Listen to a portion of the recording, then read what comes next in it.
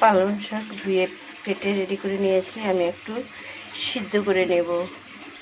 Hello বন্ধুরা, দেখো আজকে আমি পনির রান্না করব, পালক পনির। তার জন্য দেখো পনিরটাকে আমি কেটে নিয়েছি, আর পনিরে আমি আলু ঢালবো। আলু টমেটো কেটে নিয়েছি।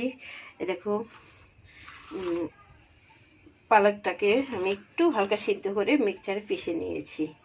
হ্যাঁ, আর তার জন্য আদা জিরে লঙ্কা আমি বেটে নিয়েছি, কাঁচা লঙ্কা আর হলুদ গুঁড়ো জিরে তেজপাতা। কড়াইটা আমি গরম করে নিয়েছি, তার মধ্যে তেল ঢেলে দিচ্ছি। তেলটা গরম হবে, তেলটা গরম হয়ে গেছে, আমি এখন পনিরটা ছেড়ে দেবো।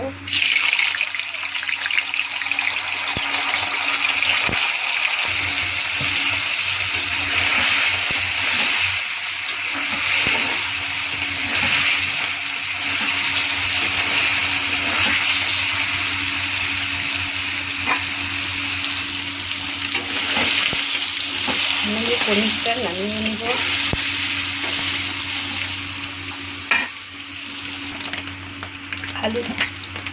আলু চাক চাক করে কেটে রেখেছি, ওটাকে ভেজে নামিয়ে নেব।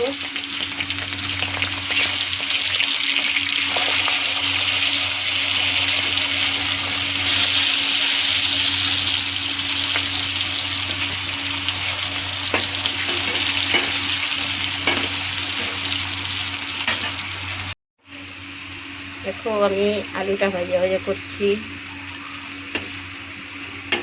এই আলু ভাজাটা আমার মেয়ে খুব পছন্দ করে, তো সেই জন্য একটু ভেজে নিলাম আগে। তোমাদেরও কি খেতে ভালো লাগে? তবে কমেন্টে জানিও তো, এরকম করে আলু ভাজা খেতে ভালো লাগে কি না তোমাদের।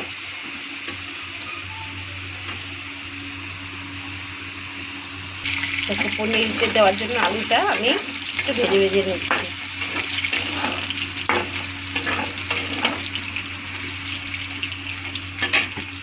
আলুটা দেখো ভেজে নেমে নিচ্ছি। এখন ওই তেলের মধ্যে আমি একটা তেজপাতা ছেড়ে দিব,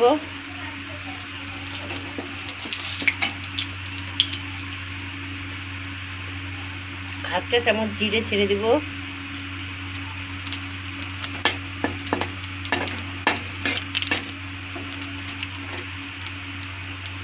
লং আর দারচিনিটা ছেড়ে দেব। দেখো লং আর দারচিনি সামান্য একটু চিনি ছেড়ে দিব, একটুখানি লাল লাল করবো।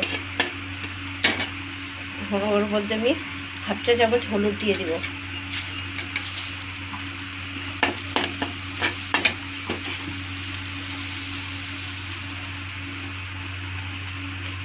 জিরা আদার পেস্ট ছেড়ে দেব,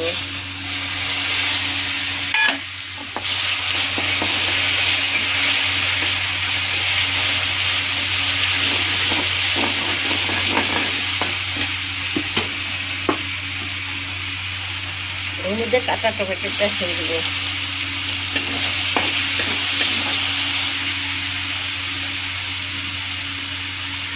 স্বাদ অনুসারে লবণ দিয়ে দেবো। আমি ভালো করে ভাজা ভাজা করবো।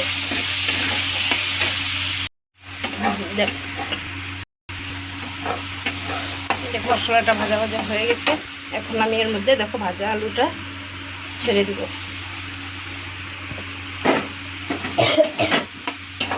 আর একটু ভাজা ভাজা করবো।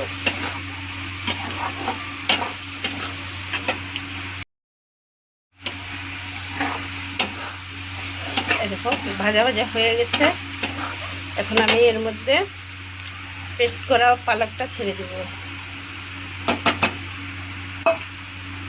ভালো করে মিক্স করব।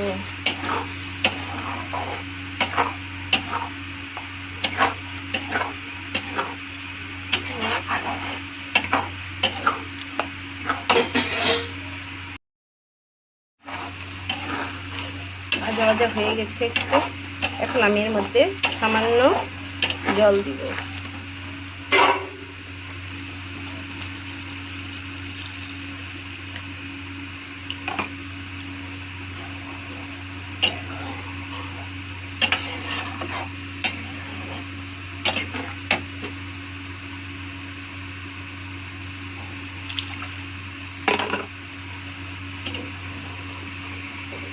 জলটা ভালো করে একটু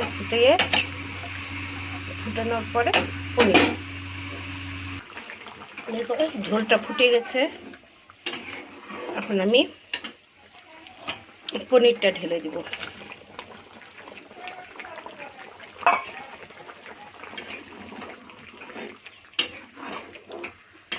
पनीर ढेले दिए और एक फुटिए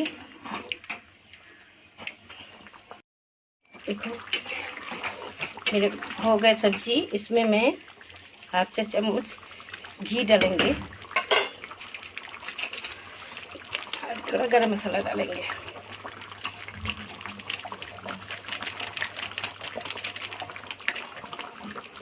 अच्छे से मिक्स करेंगे। मिक्स करने के बाद उतर लेंगे। सॉरी घी डालছি, सॉरी बंधुरा घी डालार परे এখন আমি গরম মশলা ঢাললাম। এখন আমি নামিয়ে নিব এটাকে। দেখো নামিয়ে নিয়েছি, সেই সুন্দর হয়েছে দেখতে, খুব সুন্দর হয়েছে, খেতেও খুব টেস্ট হয়েছে।